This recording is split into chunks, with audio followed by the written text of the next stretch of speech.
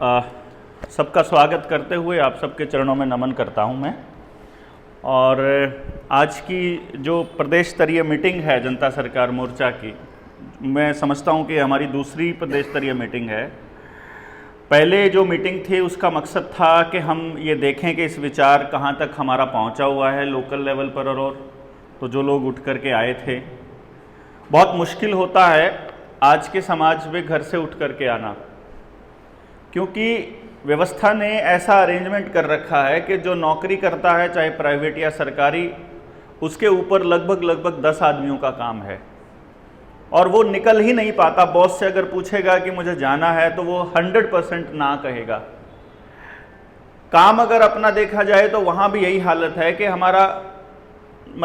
हमारे सबके business down हैं, आपके नहीं, आप हमारे पूरे समाज में सबका काम धंधा डाउन है।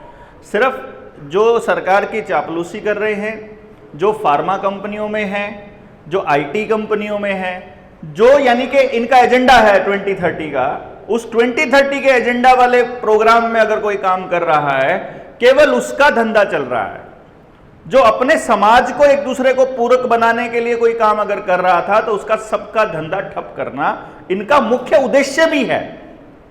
तो वो चल रहा है। तो इस चक्कर में आदमी अपनी जो EMI उसने ले रखी हैं, जो उसने अपनी प्रतिबद्धता है उसकी किसी की लेन देन की, उसको पूरा करने के लिए उसको दिन रात जो है सुशील भाई, नरेंद्र भाई और विनोद भाई आए हैं, आपका स्वागत है भाई।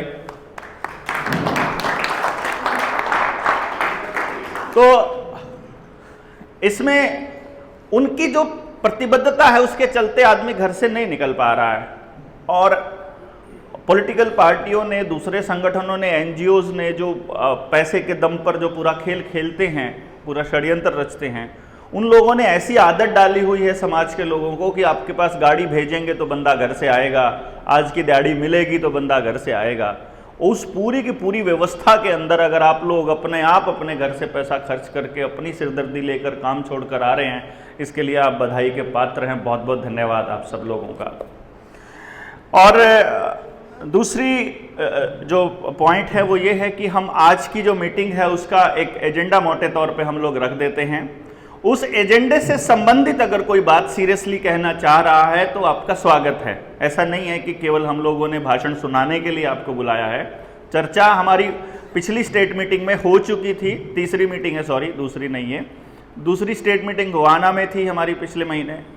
और उस मीटिंग में जितनी भी सजेशंस थे, जितने सुझाव थे, वो सारे ले लिए गए थे। वो लेने के बाद ही अगले स्टेप पे चलने का निर्णय लिया गया था। तो इन कामों को हम लोग कैसे करें, इसके लिए और सुचारू रूप से कैसे चलाएं, इसके लिए आज की मीटिंग रखी गई है। और इसके 5 मुख्य पॉइंट हैं जिनके ऊपर हम चर्चा करेंगे। पहला ये कि अपनी 5वीं लेवल 1 की ट्रेनिंग, लेवल 1 जो अपना है ट्रेनिंग का जनता सरकार मोर्चा का, वो एक इंट्रोडक्टरी सेशन होता है 3 दिन का, जिसमें हम लोग एक दूसरे से मिलते हैं, एक दूसरे को समझते हैं। हमें ये पता चल जाता है कि किस तरह के लोग इस ग्रुप में शामिल हैं, क्योंकि हर एक व्यक्ति वैसे ही ग्रुप के साथ जुड़ेगा जैसा वो खुद होगा।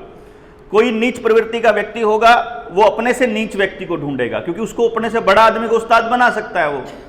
कोई रेपिस्ट होगा तो वो बड़े रेपिस्ट के पास जाएगा, कोई गुंडा होगा तो वो तड़ी पार को अपना आदर्श बनाएगा, है ना। कोई दूसरे आदमियों को मारने वाला किसी आदमखोर को अपना, जो दंगे करवाने में माहिर है, वो उसको अपना गुरु कहेगा। मतलब कहने का मतलब यह, जो कोई अच्छा होगा तो वो अपने से अच्छे आदमी को ढूंढने की कोशिश करेगा। तो समाज में जब वो 3 दिन हमारे पास रहता है, एक साथ में सारे समाज के साथ जब वो रहता है अपने जनता सरकार मोर्चा के, तो सबसे बड़ी जो ब्यूटी निकल करके आई है आज तक हमारी 4 ट्रेनिंग्स में, उस 4 ट्रेनिंग की खासियत ये है। पहली बड़ी खासियत ये कि जो छोटे से फंक्शन में, पारिवारिक फंक्शनों में भी लोग बाग अपने सामान को ऐसे जकड़ के रखते हैं, कहीं गुम हो जाए, कहीं कोई ठा के ले जाए, कहीं चोरी हो जाए। तो 4 ट्रेनिंग्स में एक भी व्यक्ति ने अपने किसी सामान पर, किसी कमरे के दरवाजे पर ताला नहीं लगाया आज तक, और किसी का एक छोटा सा सामान भी चोरी नहीं हुआ। दूसरी बड़ी बात, जितनी महिलाओं ने उसमें पार्टिसिपेट किया, इंक्लूडिंग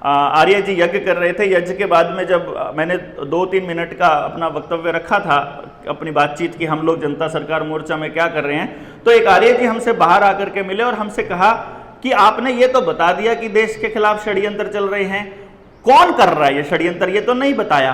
तो मैंने उनको बताया आर्य जी, क्योंकि आर्य जी 3 दिन जब हम बैठते हैं तो हमारे लिए इस षड्यंत्र का पूरा काला चिट्ठा जब हम खोल के रखते हैं, उसको 3 दिन ही छोटे पड़ जाते हैं हमारे लिए। ऐसा लगता है कि अभी नहीं गया मैटर, पूरा नहीं समझ में आया, हमको भी नहीं तसल्ली होती कि पूरी बातें समझा दी हैं। तो ऐसे करके कुछ चीजें रह ही जाती हैं, 3 मिनट में तो कहाँ होगा फिर। तो इस तरह से उस 3 दिन की ट्रेनिंग में जो कमी रह गई है, उस कमियों को पूरा करने के लिए फिर ये 7 दिन की ट्रेनिंग है, जिसमें हमारा कनेक्शन पूरी तरह से बन जाएगा।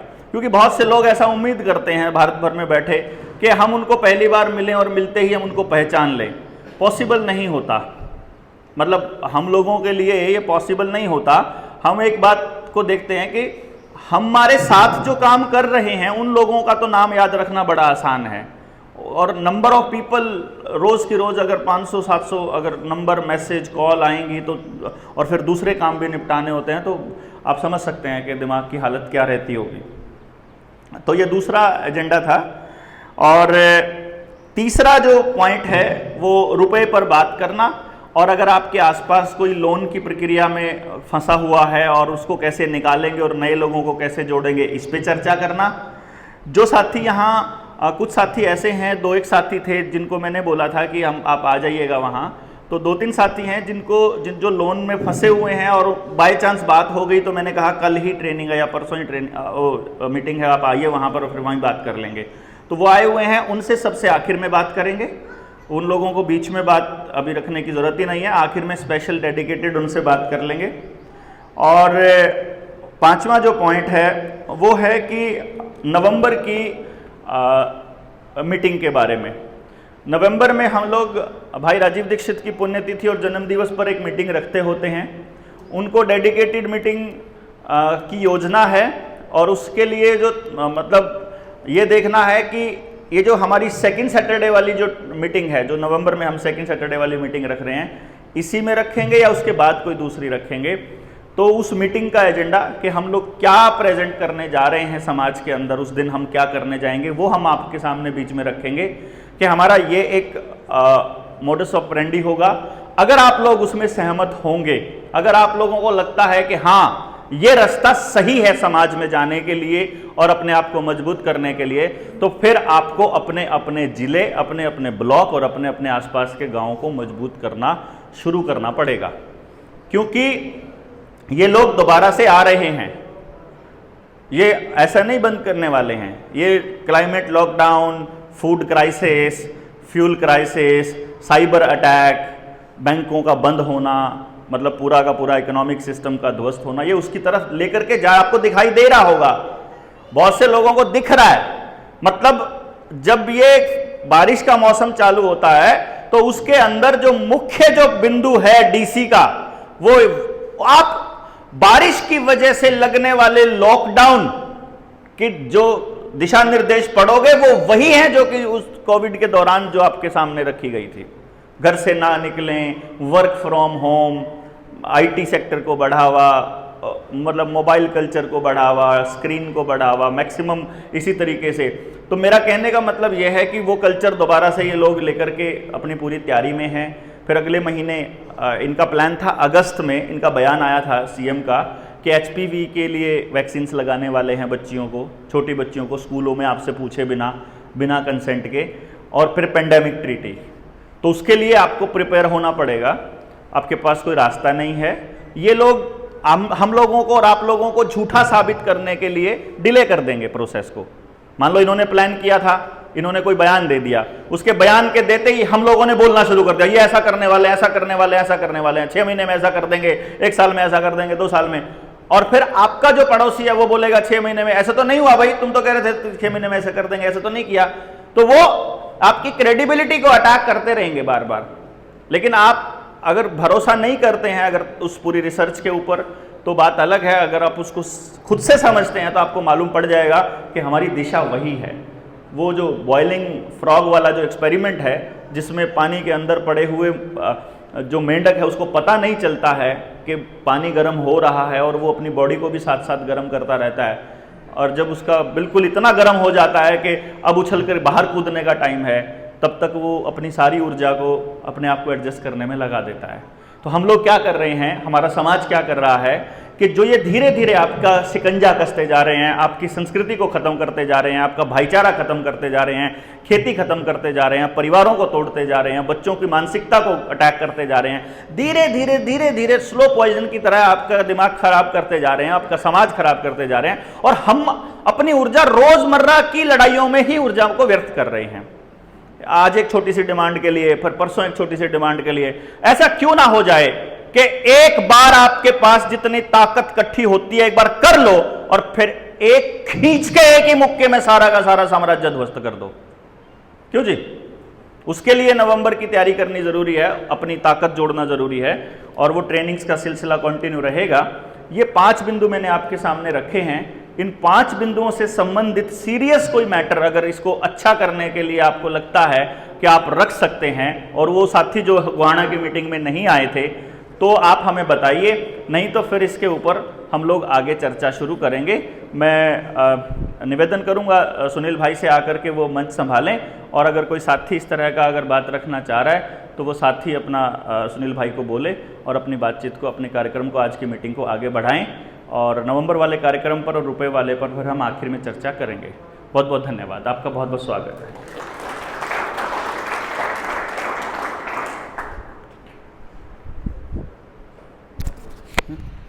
डायरी भी दे दो।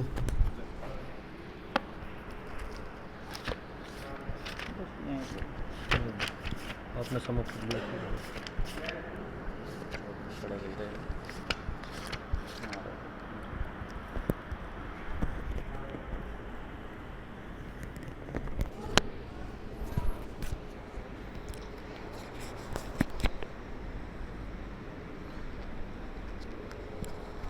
धन्यवाद देवेंद्र भाई, आपने विषय तो सुन ही लिए होंगे। जो साथी पहले से इस पूरे अभियान की रूपरेखा को और या फिर उस अभियान को गहराई से समझते हैं, तो कोई भी साथी उठे और अपने विचार रखे, जो पॉइंट रखे हैं। हमारे प्रेरणा स्रोत, मेरे तो प्रेरणा स्रोत है भाई, मेरे भाइयों में भाई सुशील जी, वो एक बात कहते हैं, और नरेंद्र जी भी, कि पिछले 1.5 साल में जितनी निरंतरता से प्रोग्राम हुए ना, जो मैं पहले भी कह रहा था, शायद ही कोई प्रोग्राम कर पाता हो।